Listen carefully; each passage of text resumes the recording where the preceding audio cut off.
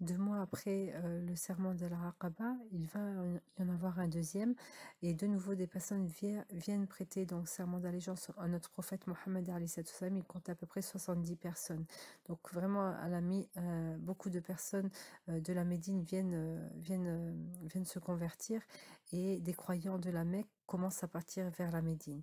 Les Qurayshites veulent de nouveau, donc toujours ils ont le projet de tuer notre prophète Mohammed alayhi salam. Et là, Allah subhanahu wa ta'ala décrète que notre prophète doit partir, et il partira avec son ami Abu Bakr Siddiq radiallahu anhu. Notre prophète va aller le voir et va donc lui dire le décret d'Allah, et on dit que Abu Bakr Siddiq va pleurer de joie, il va être tellement ému que Allah a parlé de lui et qu'il puisse accompagner le prophète alayhi salam jusqu'à Médine. Et on dit qu'une fois, donc, Ali s'était mis donc dans le lit de notre prophète Mohammed alayhi salam, et l'armée des Quraysh va arriver, et ils vont essayer de tuer Mohammed, mais ils vont regarder et ce n'est pas Mohammed, c'est Ali, et notre prophète avait déjà pris la route avec Abu Bakr Siddiq. Abu Jahl va partir chez la fille d'Abu Bakr Siddiq, chez Asma, et lui demander où se trouve son père. Elle va dire qu'elle ne sait pas. Et il va la gifler, et on dit même qu'elle va saigner en perdant sa boucle d'oreille. Mais Abu Bakr et Mohammed alayhi salam étaient déjà partis, ils avaient pris la route. Allah va leur dire de partir vers le sud-est, de faire un détour pour déjouer le complot, donc le plan des Qurayshites qui voulaient donc tuer notre prophète Mohammed alayhi salam. On dit que Asma et son frère Abdallah vont partir à la grotte Thol, leur ramener de la nourriture pour qu'ils puissent continuer leur voyage. Et en attendant, les Qurayshites offrent une récompense de 100 chamels à ceux qui livreront justement Mohammed alayhi salam.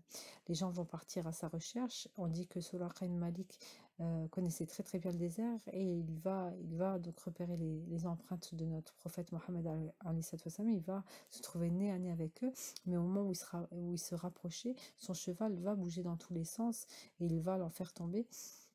Et notre prophète va lui dire de partir, de retourner à la Mecque, et tu verras par la suite, tu auras les bracelets de Kisra. Donc c'était un grand roi, et on dit que Waraka, comme il ne pouvait pas avancer sur le cheval, il va s'en aller, et donc la prévision de notre prophète Mohammed va s'avérer vraie sous le calife de Omar ibn al-Khattab. On dit que Suraka va avoir justement les bracelets quand ils avaient justement gagné donc, les grandes batailles par la suite. Après, ils reprennent le chemin, Abu Bakr et Mohammed alayhi salam, ils vont s'en aller, et ils vont croiser une dame qui s'appelle Mahba. Ils vont demander à manger, et cette dame-là va raconter qu'elle avait des brebis, mais qui ne donnaient pas de lait, car il n'y avait rien dans les mamelles.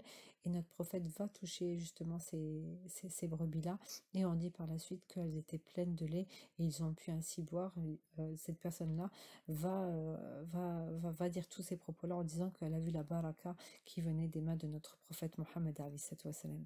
On continuera la prochaine fois à l'arrivée justement de cette émigration-là, et on va commencer le calendrier justement hégirien.